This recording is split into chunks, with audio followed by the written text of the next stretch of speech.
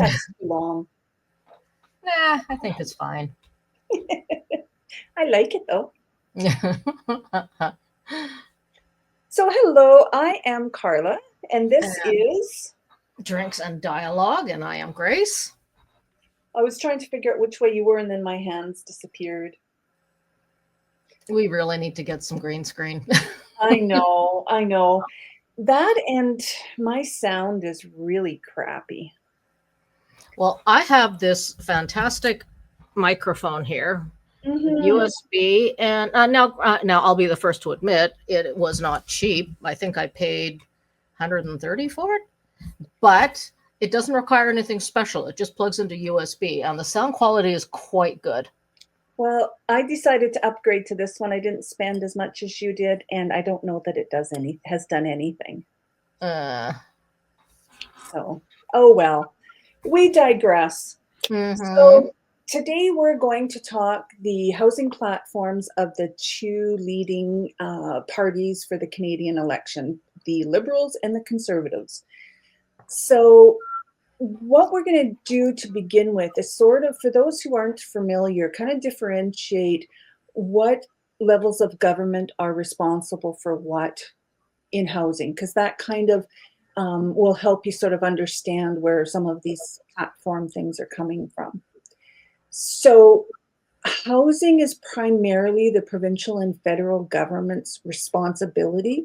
That's not to say that they do it or they build it, but that it's primarily their responsibility. The federal is supposed to administer housing policy and provide funding for housing initiatives. The province the Constitution grants provinces and territories authority over housing policy and programs. So they share that policy piece with the federal government. The municipalities decide what types of housing can be built in different neighborhoods within their municipality, and they approve new affordable housing developments. So they do the zoning and the bylaws around what can be built where and what can be built, what density, all of that kind of stuff. So did you want to start off with the platform, Sure. Grace? Alrighty. So the first platform that we're going to look at is, of course, the Liberal government. And I have to admit, I really like the Liberal platform with regards to housing because it gets the federal government back to building homes. I mean, the federal government started building homes after World War II because all the veterans that were coming back home from Europe and Asia, they had nowhere to live. And so the federal government's like, okay, we got to do something about it. So they created, a federal department. Cannot remember what the heck it was called to save my life, but and then they just started building, and they were building mostly prefabs. And I think prefabs are probably the best way to be able to do this because prefabs can be built really super fast. Um, Lord knows we have the resources. I mean, when you talk about, like, if we go back to talking about tariffs and the 25% tariff on softwood lumber and stuff like that, well, that's going to cost Canada money. But you use that softwood lumber, which is perfect for building homes, and use it to build homes here. We're using our own resources to build housing in our country. And the thing is that, like, most of the prefabs that were built after World War II, I mean, here we are some 80 odd years later, and they're still standing. Yeah. They're still standing. They're still being used. So why would the government not do this? Well, and I think it's important for people to understand, because I know when I first heard prefabrication, prefab homes, I was thinking modular homes. I don't know why, but I was thinking trailers. Oh, And okay. it's just where my mind went. Um, but yeah, you're right. There are so many of those homes that are still standing, still being used, are great starter homes, et cetera, et cetera. Mm-hmm. So the Liberal government is wanting to establish what they call Build Canada Homes. So they would act as a developer to build the affordable housing at scale, including on public lands. which is a huge change from what they've been doing.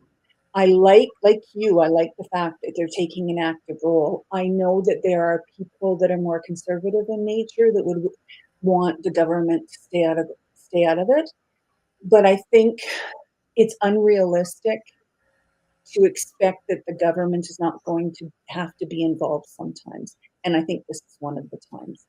Um, Exactly. Because the thing is that, I mean, the way that housing has been built in this country for the last 15 years, 15, 20 years, I mean, it's all private enterprise, and there's nothing wrong with private enterprise. You've got all these private home builders, and they've made their coin.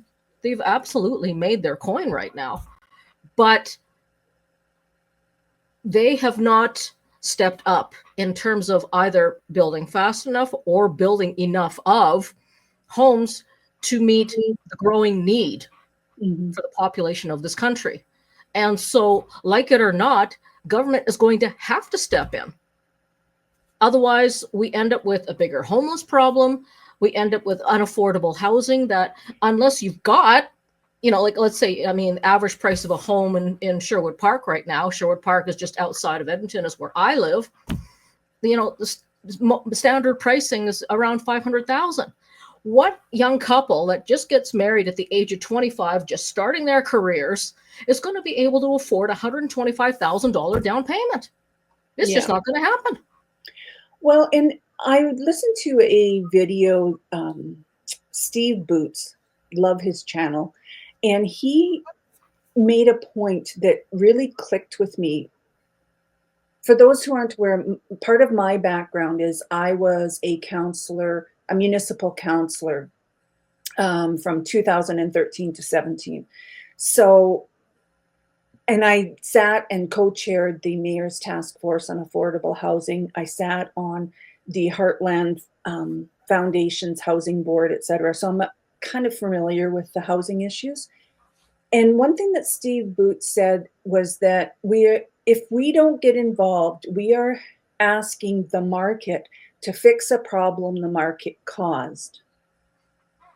And that really rang true for me, because I know when we thought at first, okay, well, when we were doing this task force, those of us who were uneducated at that point, we were thinking, well, that's okay. It's just about building homes. But then on this task force, we had realtors, we had the Chamber of Commerce, we had a whole bunch of people from a wide variety of areas. And they're like, okay. So, for example, the municipality can make some changes to make it cheaper for developers to build the house. Number one, are they going to pass that savings along to the consumer when the market has the houses priced a little bit higher? If you do manage to, say you built a house for 150,000 right now, and you sold it to some young family, yay! Well, you know what? They can then turn around, look at that, and go, "Hey, I can sell this for 500,000, and then I can move into something else." And now all of a sudden, that house that you managed to build for 150,000 is now, because of the market and because the market will bear it, it's now worth 500,000. So what do? Do you just keep replacing them with cheaper homes in the hopes that eventually the market's going to stabilize and the prices will come down? Like, those are some of the things. It's not just as simple as let's build houses.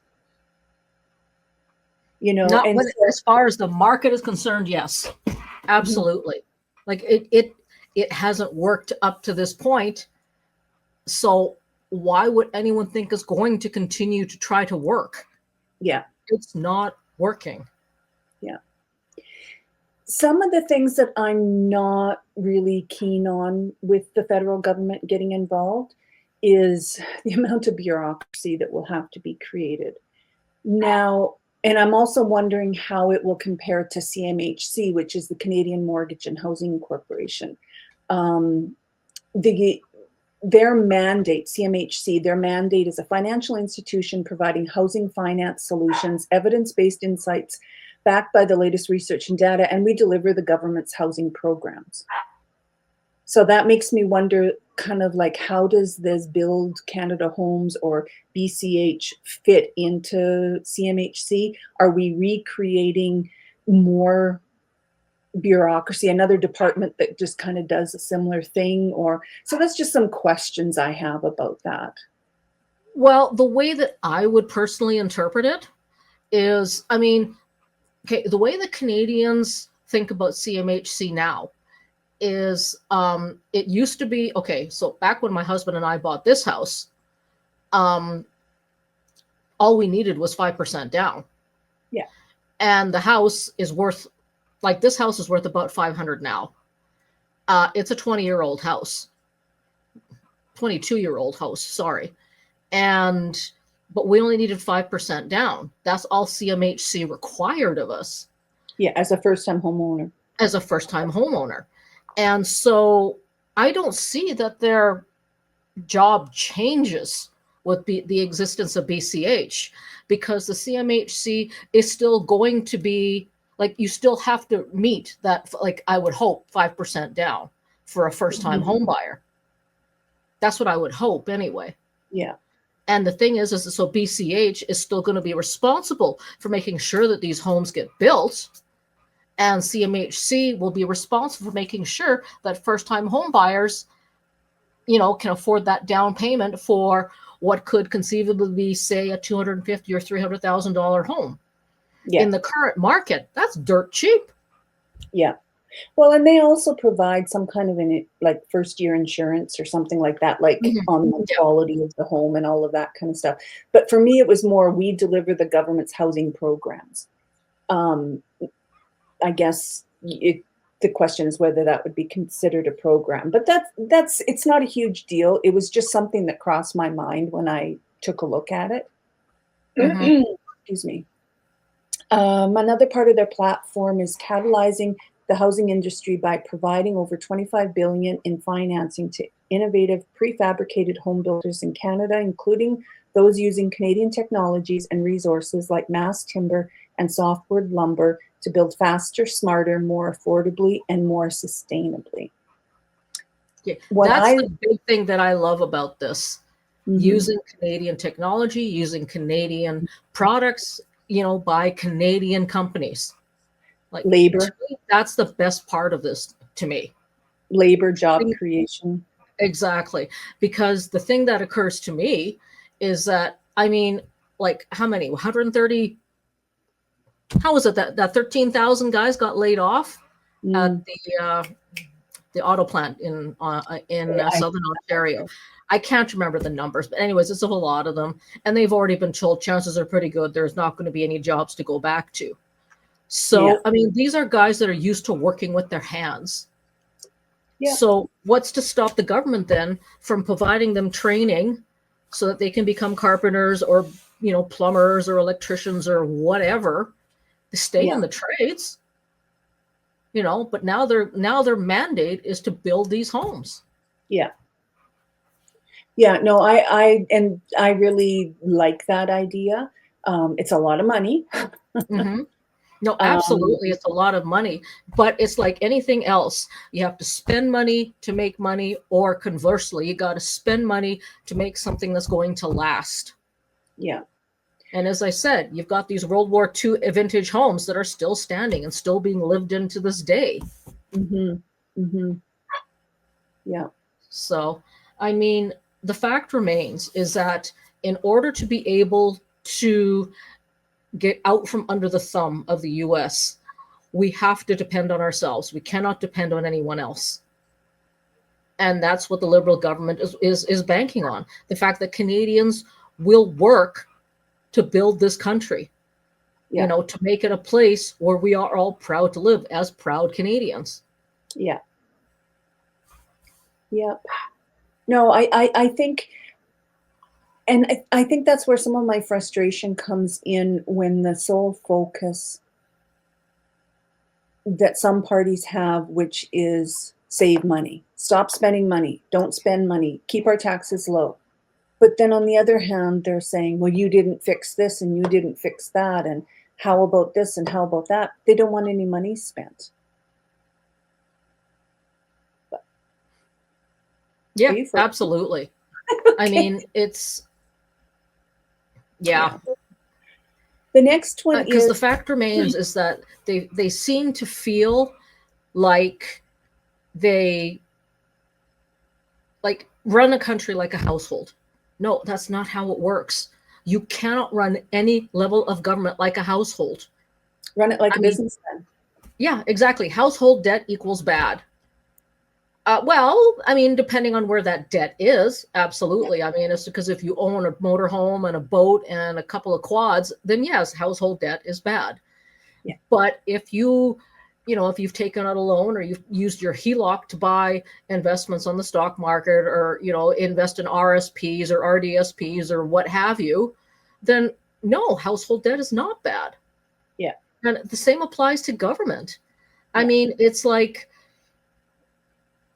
what is it, healthcare in this country? I mean, the federal government's forking out like $45 billion a year on healthcare right across the country.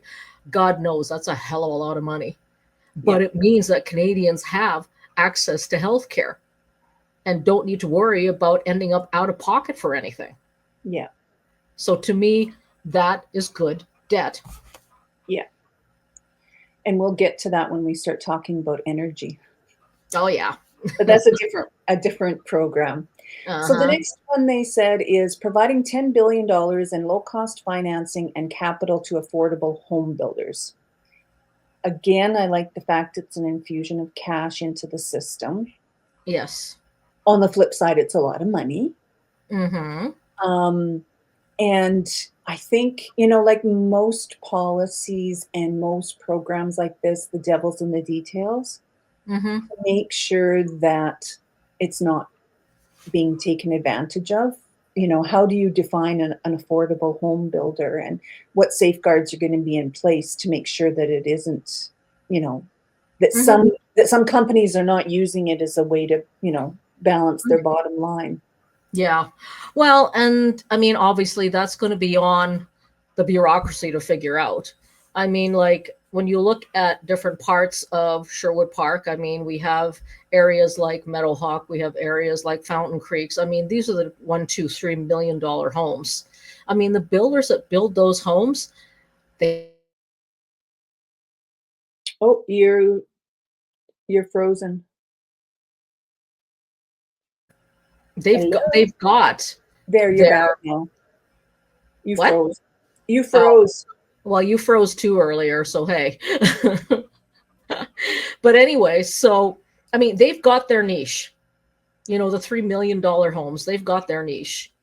They're Yeah. not going to build the affordable homes, Mm-hmm. but maybe some of the home builders that focus on building duplexes or building townhouses and stuff like that, they would probably be the ones that would be after that federal money. Yeah. And ideally, that's, I think, what it's intended for, as long as it stays that way.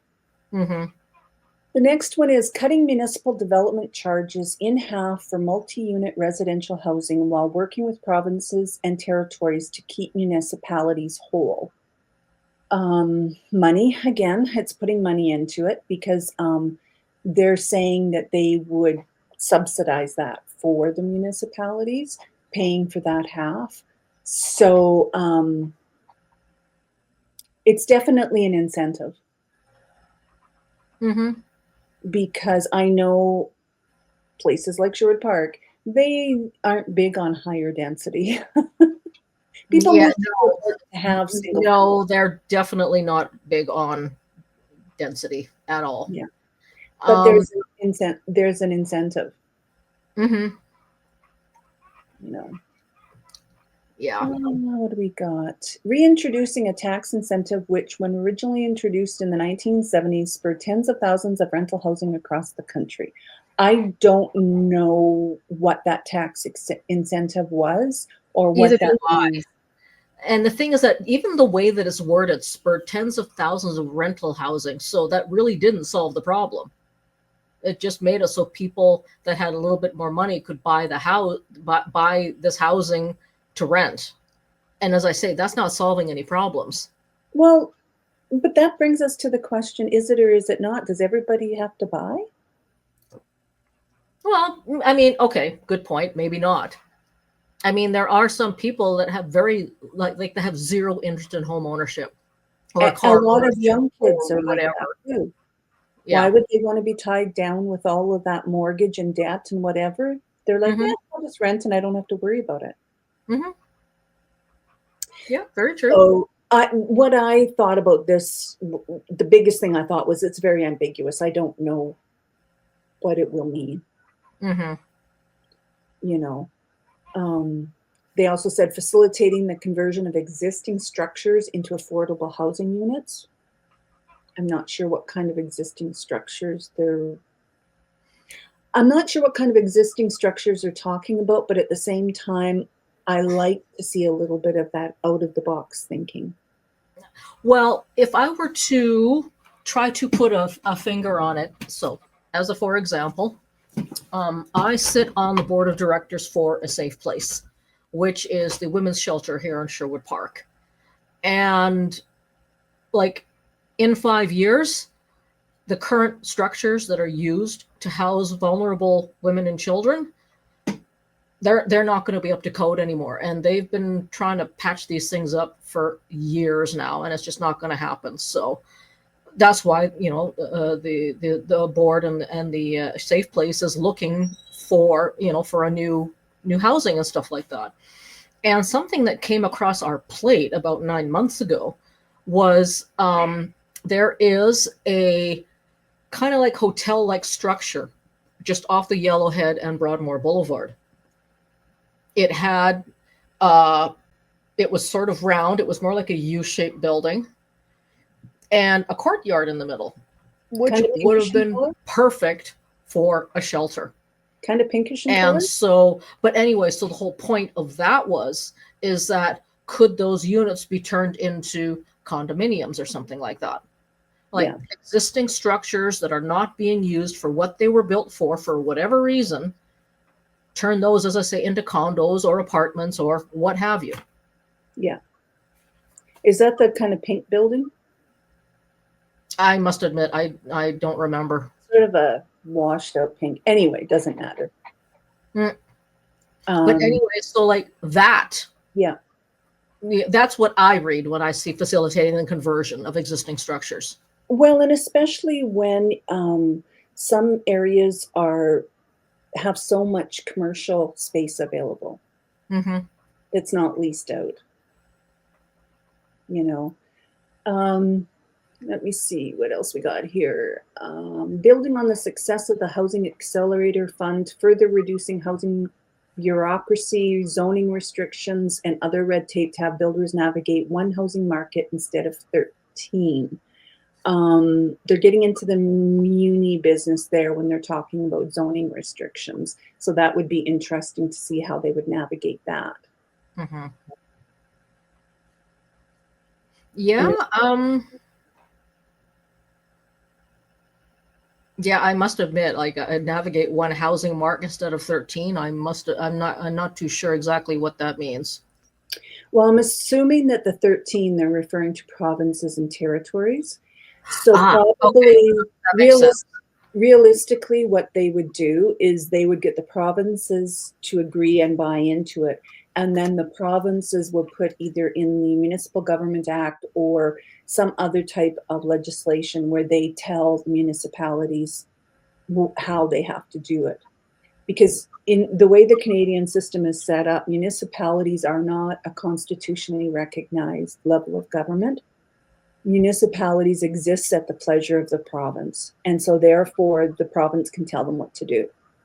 So I can see them, starting at the provincial and territorial level, getting them to have buy-in, and then they would trickle it down. Okay. So. Now, the Liberal Housing Plan will build on the elimination of the Goods and Services Tax, GST, for first-time homebuyers on homes at or under $1 million. What I liked about this is that it's first-time home builders. home buyers. And yes, Right. absolutely. That's what I love about this is for first time home buyers only. Yeah. Which And means you can't use it more than once. exactly. So, and then that we will use as a comparison for one of the conservative platforms Hmm. or platform points, sorry. Which is the But perfect yes, segue. I like this a lot. Yeah. I like this a lot. Yeah. Which is a perfect segue into the conservative platform. So they have, well, I guess it's about the same, but anyway, their first one is require big, unaffordable cities to build more homes and speed up the rate at which they build homes every year to meet our housing targets.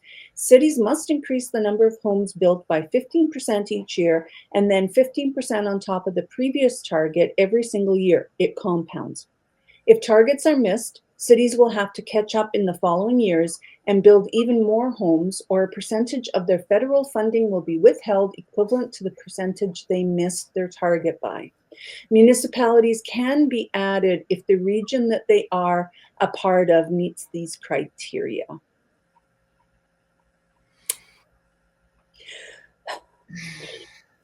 This is what you call a stick. Yeah, this is just like, you will do this or else.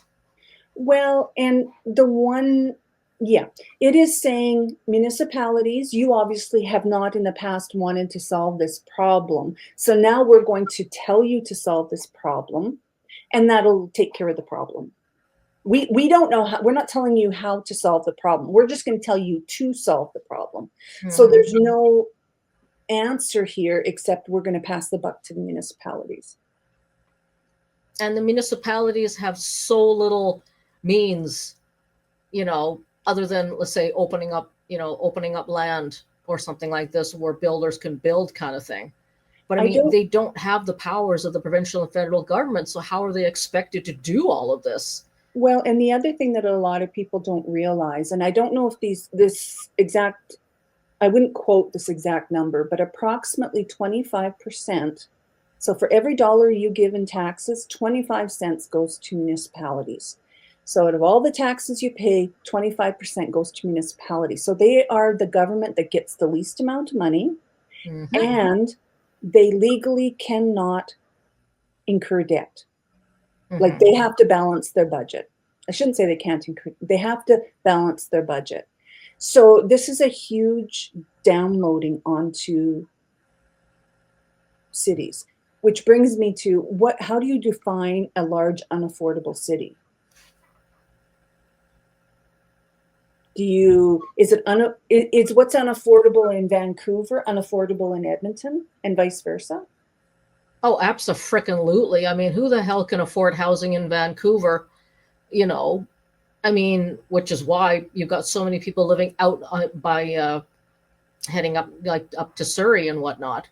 Yeah. No one can live in Vancouver proper. It's too freaking expensive. And even Surrey is expensive. Richmond's expensive.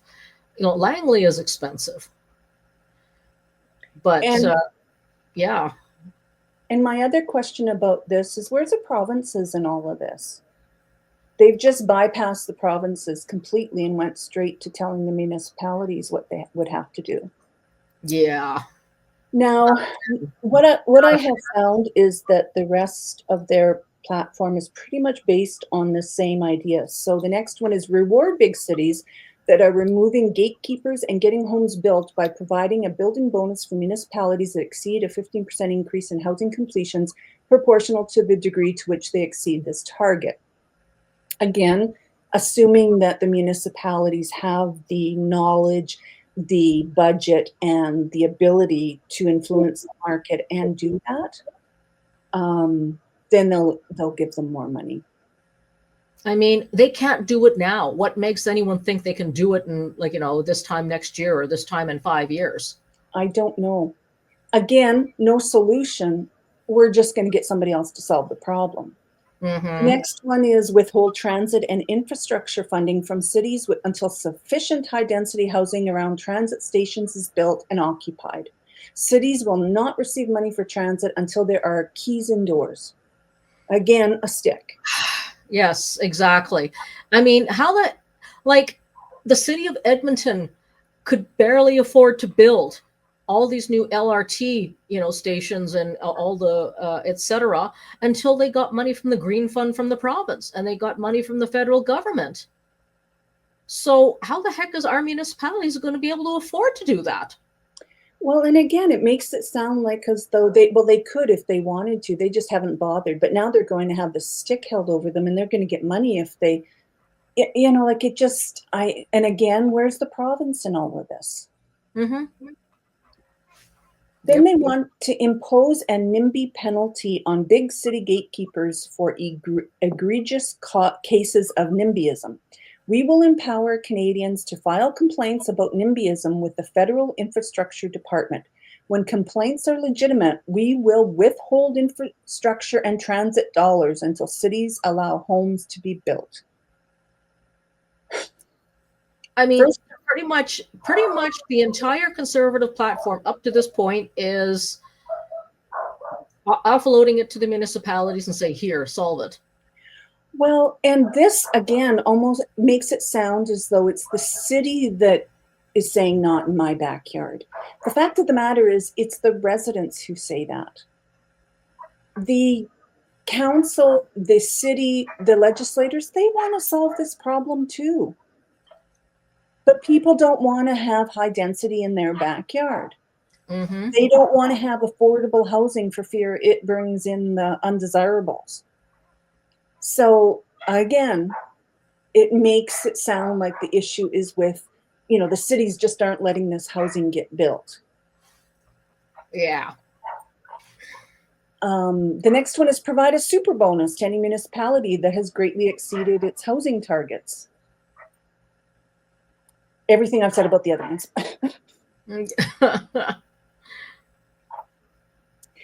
Then cut the bonuses and salaries, and if needed, fire the gatekeepers at CMHC if they are unable to speed up approval of applications for housing programs to an average of 60 days. Where did they come up with 60 days?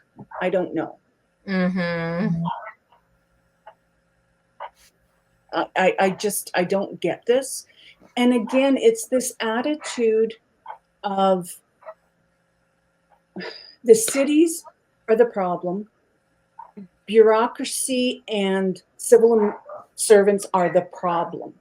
So according to this, CMHC is just going to sit on their butts and not make anything happen just because. And that's so, dare I say it, such a Trumpish way of looking at things that it's frustrating. Mm-hmm.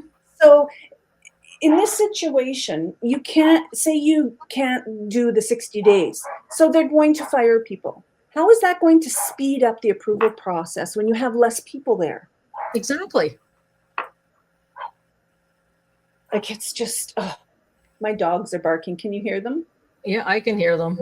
Oh, sorry. That's fine. They're just as long as I can still hear you. Yeah. I'll speak louder. So we've got a whole lot of no answers, but pass it on to the municipalities and let them solve it, or we're going to smack them upside the head.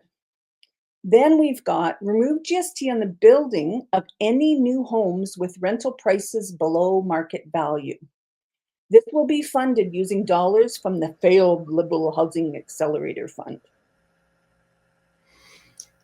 This one irks me. This one irks me. I mean, don't get me wrong. It would be nice to not pay GST on housing. But with this particular one, if you're a home flipper and you own multiple homes that you use to rent, you can take advantage of not paying GST for any of these homes, and yet you are still making a huge profit. You could buy 100 homes with no GST. Yeah. And how, that does not help anybody. That does not help first-time home buyers. That does not help, quite frankly, the government, because quite frankly, the government depends on that GST revenue. Well, and then it begs the question, how do you monitor it? Like, will they have to own those properties for a certain amount of time afterwards? Because if they get it without the GST and then they flip it, that new owner won't be under any obligation to make it below market value. Mm-hmm. So then the prices go up again. Yep. And then we're not anywhere. Mm-hmm. Okay, within a year and a half of this law passing, list 15% of the federal government's 37,000 buildings and all appropriate federal land to be turned into homes people can afford.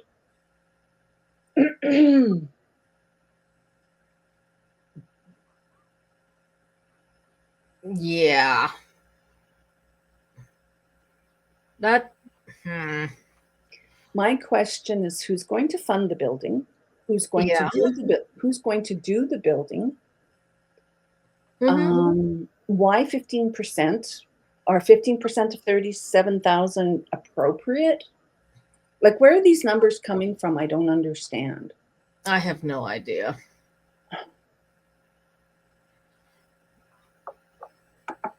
So, I mean, yeah. the entirety of the conservative platform with regards to housing, as you say, it's all about beating municipalities over the head with a stick. Yeah. Which solves absolutely nothing. I mean, first of all, you are skipping the province and the province's responsibilities. The Because I'm provinces aren't sorry. even mentioned in here, not once in Exactly. any way. Yeah, exactly. And the provinces have to be involved. Oh, Yeah. pardon me. The provinces have to be involved Yeah. because, as you pointed out right back at the right back at the beginning, provincial responsibility when it comes to housing is that the Constitution grants provinces and territories authority over housing policy and programs. So that can be something as simple as you must meet a certain requirement for the electricity in your home or Mhm. for the plumbing in your home or whatever. Like, houses cannot be built without those policies. Yeah. And so my question becomes, like, there's nothing in here that talks about, like, are they going to work with the provinces so that the provinces implement this? Like, how is this actually going to work? It seems, to me personally, it seems very, trying to think of the word, not very well thought out. Oh God, yes. And the thing that I think that worries me the most, especially with regards to us here in Alberta, is the fact that right now the provincial government can turn down any federal funding that they want. And they are. And they are. They've turned down funding for $10 a day childcare. They've turned down the funding for universal dental care. They've turned down the funding for universal pharmacare. What's to say that the UCP won't turn down funding for affordable housing in Alberta? Well, and that even what they're collecting, like, because, this is my soapbox, those with disabilities, there's a federal disability funding program where they're giving people with disabilities $200 a month to help them make ends meet because they are under the poverty line as a result. And our dear, darling conservative provincial government is saying, oh, great, we'll take that. Yeah. So they're They're clawing clawing it it back. back from AISH. So people with disabilities are absolutely no further ahead. Nope. And oh, yes, that irks me greatly. Yeah. I mean, that's another issue altogether. That's another Yes. issue altogether. But the point being is that there's nothing stopping any provincial government from any provincial government, although I think we pretty much know that Alberta would do this. It's not stopping any provincial government from saying, no, we don't want your funding for affordable housing. We're going to deal with this on our own. Yeah. Deal with this on our own, air quotes. But then the next day they're going to complain they don't get anything from the feds. Yep, And poor absolutely. Alberta. Yeah. Oy. It's really hard because I didn't want to start this channel just to bash conservatives. I really didn't. I wanted it to be fact-based and, like, let's look at the platforms and let's go through it and whatever. And it's really difficult because how do I say anything good about a platform where they have offered absolutely no solutions? There's no Mhm. solutions here. There are none. Absolutely none. I mean, now, is anything that the liberals put in their platform, I mean, is it doable? I mean, I like to think it is. I like to think it Mhm. is. But I mean, whether or not it is doable, at least it looks like something that we can at least take a stab at. Well, and it's a place to start. It is thinking outside of the box. It is throwing ideas out there. And will they all work? I don't know. That's way beyond my pay grade. But at least there's something there. Hmm. They're not just saying we'll get somebody else to fix the problem. And if they don't, we'll hit them with a stick. Hmm. Like municipalities have a hard enough time with their budgets without having the federal government standing over them, threatening them to withhold funds. Like it's Hmm. just, ugh, Yeah, it makes me angry. it does. But anyway, that's the two conservative. That is the two platforms of the two leading parties in the Canadian federal election, the Conservatives and the Liberals. And yeah, And yeah, we highly recommend. I mean, don't take anything we say at mm, face value. Go to the liberal.ca website, go to the whatever the conservative CPC website, look up their platforms, read them for yourselves, and make your own decisions. Is this what we want? Now, there are going to be people that are quite happy with the conservative platform. And by all means, you can be happy with it, but think for yourselves. Read it. well, Don't depend on memes. Don't depend on Facebook. Read it for yourselves and make your own decisions. and another platform of mine, Because soapbox. that's the only way that Hmm. we can get this country out of the pickle that it's in right now. Well, and even more so, I think we need to be so careful we don't get into the pickle that the neighbors south of the border are. And so Hmm. I'm going to veer off on a bit of a tangent, but it's related to the election, but not housing. Well, it could be housing, but anyway. And that is there has been talk that there has been evidence of foreign influence in the federal election in Canada. Hmm.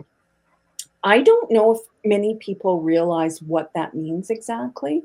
I think they think that, oh well, they're tapping in using major espionage things and whatever, and they're tapping into to change the vote count or whatever. They don't have to do that. All they have to do is create a few memes that cause dissension and get everybody spreading them around based on nothing but lies, innuendos, and rumors. Get them spreading it around, get people mad at each other, and get Canada squabbling internally, and we will have exactly what they have in the States. Hmm.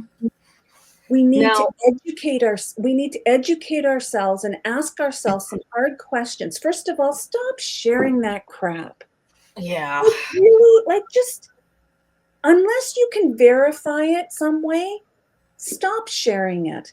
My mother was saying she was having a hard time knowing who to vote for. And she says, I wish I knew who was lying and who wasn't lying.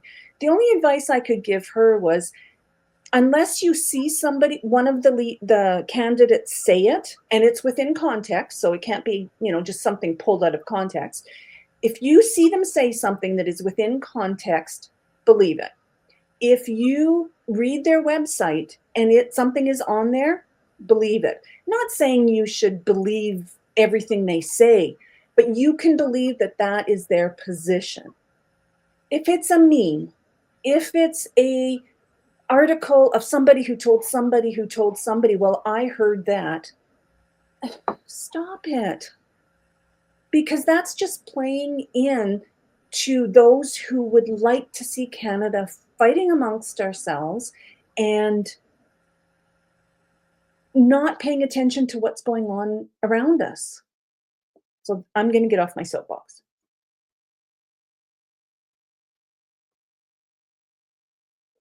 Are you still there? Are you frozen? Well, sort of. I can still hear you. I can still hear you and see you. But yes, I mean, use your own eyes, use your own ears, use your own brain. Yeah. Don't depend on anybody else to do your thinking for you. And I think that's the biggest problem right now, is that we are depending on other people to do our thinking for us. And that accomplishes absolutely nothing. And part of thinking for yourself is asking critical questions. Who is telling me this? Is it verified? Is it being put out by the opposition or somebody that has a vested interest in spreading rumors and lies? Is it verified by other news outlets? Like some basic questions you can start off with just to start that thought process. Yep, absolutely. So what are we going to do next? Oh, I don't know. Why don't we do energy next? Okay, we'll do that for next week then. I Okay. guess it would sort of be this week. But anyway, our next video, we will talk energy of the Liberals and the Conservative platforms. Alrighty So then. thank you very much. Don't forget to like, comment, subscribe, and we'll see you later. Okay. Bye, y'all. Bye.